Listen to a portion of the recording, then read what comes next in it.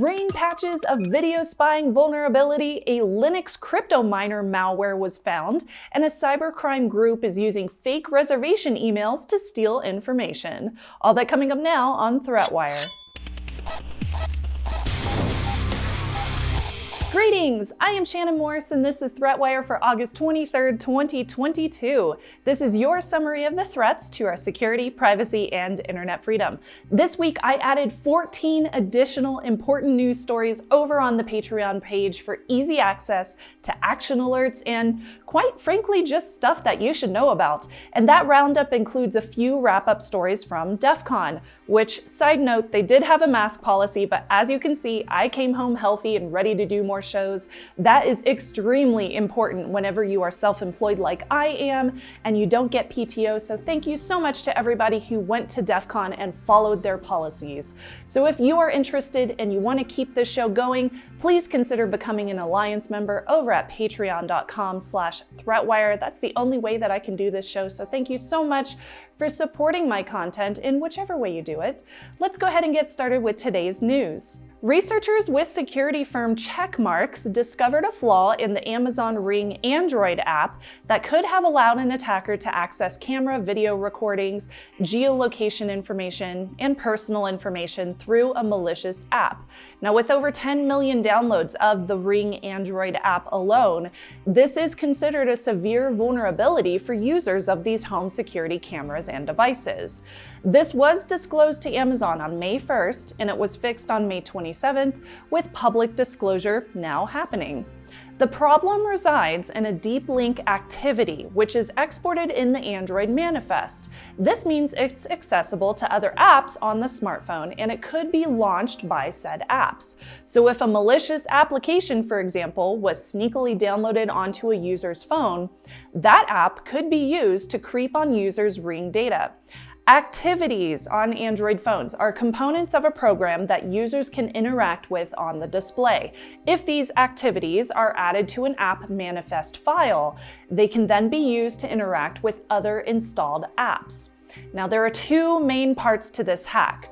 First, that activity allows for execution of web content from servers as long as the server includes a URI string with the words better-neighborhoods. But only web pages on ring.com or a2z.com could actually interact with it. So the researchers took it a step further by finding a cross-site scripting vulnerability on another URL which allowed for interaction. That allowed the researchers to steal login cookies via the authentication token and hardware ID for a user's account via the Ring APIs. That access to the Ring APIs allowed them to steal a customer's full name, their email address, their phone number, device geolocation, address, and recordings. Checkmarx determined that an attacker with tons of video recording access could use it to find videos of interest, be it persons of interest like celebrities or documents easily viewed through the camera lens. Amazon does make it easier to do this with their machine learning that is just built right into their products. Or somebody could just go super full-on stalker. They could rob a home, or they could use recordings for blackmail.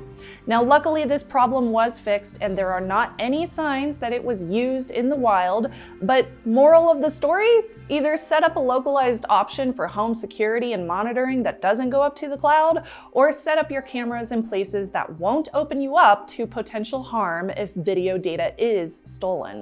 Hey, let's talk about typo squatting. So typo squatting happens whenever someone takes advantage of accidental typos to trick users into thinking that they are visiting a legitimate site, like google.com, instead of a typo link like goggle.com. Now, this is a hypothetical example. That's a real website, so don't worry about it.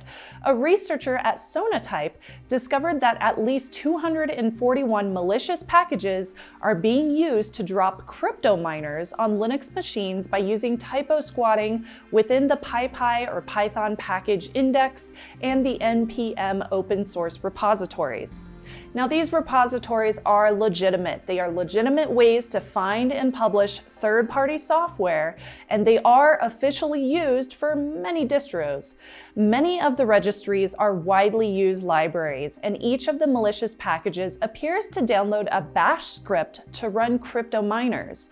The legitimate open source libraries that are being targeted include ones like React, AIO-HTTP, and ARG-Parse or ARG-Parse. The malicious links would launch XMRig, which is a Monero crypto miner. Each of the packages, which is written in Python, downloads bash scripts from the attacker's server, and this notifies the attacker of the IP address for the now infected machine, while also letting them know if the crypto miner deployment was successful.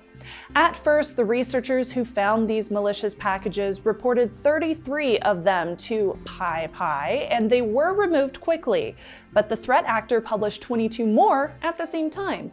Sonatype also discovered another 186 NPM typo squatting packages, equaling that total of over 200.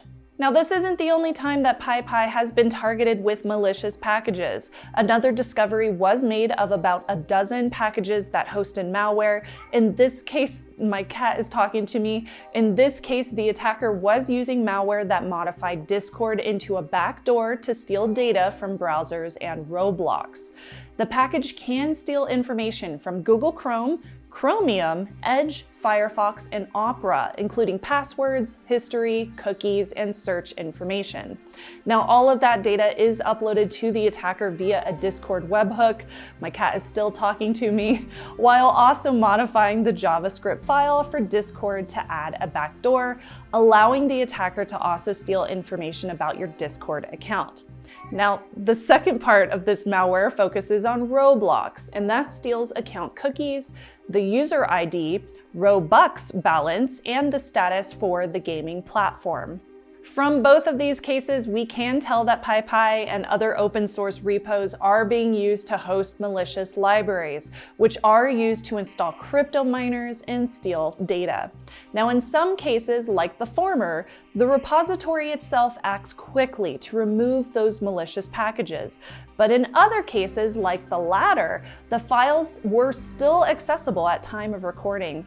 Now, with open source products, oftentimes they are managed by volunteers. So checking for typos whenever you are searching for libraries to download and practicing skepticism with those downloads is a crucial part to protecting yourself from potential infection. Biggest of shout outs to my Hush Puppy Perk level patrons for sharing their fur baby photos and for the support. And a huge thank you to my newest patrons, Jacoby. I met you in Vegas, it was so fun. Jonathan, Frank V, and Frank S for joining the Alliance over at patreon.com/ThreatWire. Let's go ahead and finish out today's episode with my last top story about attacks on the hospitality industry. Security firm Proofpoint reports that a cyber criminal group, which is called TA558, who apparently never disappeared, but experienced a slowdown in attacks during the pandemic, is once again targeting the travel and hospitality industry with exploits that focus on hotel reservations and airlines. Now, these attacks originally stem from 2018, when TA558 was using fake reservation emails to trick users into clicking on malicious links, which would then download malware payloads. They are financially motivated attackers who use pretty consistent techniques, including attempts to install the Loda Rat, VJ Worm, and Revenge Rat. They focus on Portuguese and Spanish speaker targets of Latin American origin, with some targets found in Western Europe and North America, and they have dabbled a little bit in English as well. What makes them unique is their use of RAR and ISO files. The group started using URLs in their phishing emails more often in 2022, with 27 campaigns reported compared to the 5 campaigns previously seen from 2018 to 2021. The URLs contain ISOs or zipped RAR files with executables within them. When including non-ISO and RAR attacks, as in the ones that used Microsoft Word or macros instead, for example, the group has carried out about 51 campaigns this year so far. Their schemes would require user interaction. A user would need to decompress the file archive from the reservation link. The embedded batch file executes a PowerShell helper script that then installs a payload. Now, this can allow the group to steal credit card details and customer data. TA558 used to focus on malicious Word docs all the time, but since Microsoft started auto-disabling macros, the theory is that this hacker group shifted to ISOs and RARs. Now, Proofpoint recommends organizations in the hospitality and travel industry, as well as frequent travelers, keep an eye out for potential phishing emails, especially ones that require you to click a link to access or make a reservation. Almost all emails from TA558 pretend to come from a conference organizer, tourism agent, or similar, and they ask the user to click the link to make a reservation. My YouTube channel is youtube.com/Shannon Morse for everything from tech reviews to security tutorials. And don't forget to like and subscribe to Hack5 as well, and turn on your notifications so you see the next ThreatWire episode. I'm Shannon Morse, and I'll see you on the internet. This is my cat. Her name is Starbuck. Apparently she wants to be on camera today. So this is my kitty. Say hello, kitty.